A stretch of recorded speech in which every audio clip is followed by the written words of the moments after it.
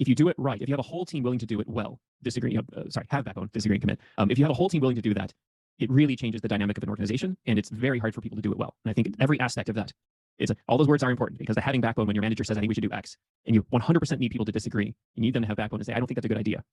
And the same thing is like, on the other side is when we do make a decision and say, okay, we've heard all the feedback, we've heard everything else, this is the answer for everyone.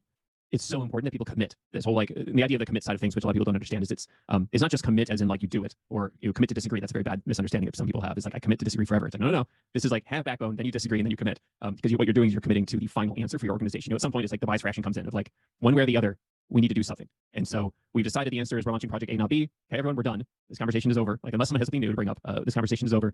And what you really need is people to say, great, that's what I'm doing. I'm going to make A successful. I'm not going to wait for A to fail and say, told you so, because told you so is like, it's just poisonous to an organization. So you have to make sure no one ever says, hey, I said B was the right answer. Like, no. We committed to A. The fact that A didn't work is also on you. And that's something very hard for people to understand. And so I think from backbone to disagree and then to commit is just so important and so hard for people to get right. But when they do, it works amazing. Yeah. And a couple things. First, I agree with you. I look at it as a sports analogy. I'm going to use American football, but you could use other things. If ultimately the decision in the huddle is pass, even though you think it should be a run, and then you go play like, well, I'm going to play like it's a run anyway, you're doing the pass to failure, right? Like the point is the whole team has to execute whatever the play that's decided to give that the maximum chance.